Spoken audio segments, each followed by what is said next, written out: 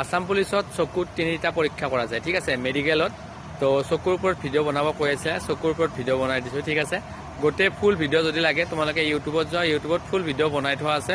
মূৰৰ চুলিৰ পৰা ভৰিৰ নখলৈকে কি চেক কৰিব বিশেষকৈ ল'ৰাখিনিৰ কাৰণে ইউটিউবত ভিডিঅ' বনোৱা আছে মই ষ্টৰি আজি লগাই দিম তোমালোকে ষ্টৰিটোত টিপি ডাইৰেক্ট লিংকটোত যাব পাৰা ঠিক আছে এটা কথা হ'ল যে চকুত কি চেক কৰিব প্ৰথম কথাটো হ'ল কিছু জায়গাত 2টা পৰীক্ষা কৰা যায় আৰু কিছু জায়গাত 3টা পৰীক্ষা কৰে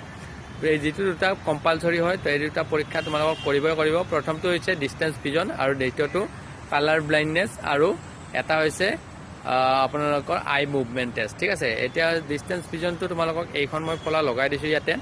এই ফলাখন সেম হ'ব পাৰে নাইবা ক খ গ ঘ হ'ব পাৰে বা ধৰিলো বেলেগো হ'ব পাৰে সো তোমালোকক দূৰৰ পৰা পঢ়িব দিব আৰু এই ফলাখন পঢ়াৰ নিয়মটো হৈছে তোমালোকক 20 ফুট নাইবা 15 ফুট দূৰৰ পৰা পঢ়িব দিব আৰু এটা চকু তোমালোকক এনেকে ধৰি ৰাখিব আৰু এটা চকুৰে পঢ়িব লাগিব যত নাকি এটা চকু আপোনালোকৰ 6/6 থাকিবই লাগিব আৰু এটা চকু হয়তো অলপ কম থাকিলেও যেনেকুৱা 6/9 তেনেহলে তোমালোকে পাস কৰিবা ঠিক আছে নেক্সট তোমালোকক কালাৰ ব্লাইন্ডনেস বুলি যেটো আছে তো হেইটো তোমালোকক এনে এই 2টা মই নম্বৰ দি দিছো তোমালোকে কমেন্ট কৰা কি নম্বৰ দেখিছা এনেকুৱা নম্বৰ দিব বা এনেকুৱা কিতাপ থাকিব তাত তোমালোকে কি নম্বৰ আছে হেইটো ক'ব লাগিব আৰু হয়তো ইয়াৰ মাজত তোমালোকক ৰং ধৰিব পাৰে ইয়াতে ৰঙা ৰং কোনটো তোমালোকে দেখুৱাই দিব লাগিব কলমেৰে বা কাট পেন্সিলেৰে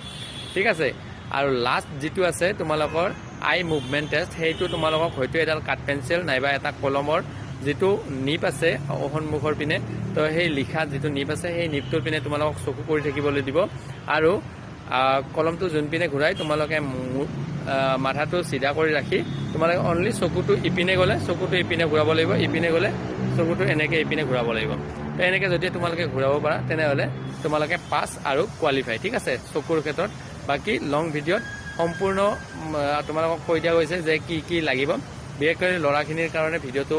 মানে সম্পূৰ্ণ ভিডিঅ' বনোৱা গৈছে তো চাই লব তাতে বাকি গোটেইখিনি বস্তু ছোৱালীৰ সেমে হ'ব হয়তো কিছু ক্ষেত্ৰত বা ধৰিলো কিবা হয়তো কিছুমান ক্ষেত্ৰত বেলেগ হ'ব পাৰে ঠিক আছে বেলেগ নেক্সট ভিডিঅ' কিহৰ ওপৰত লাগে কমেন্ট কৰিব জয় হিন্দ জয় ভাৰত জয় অসম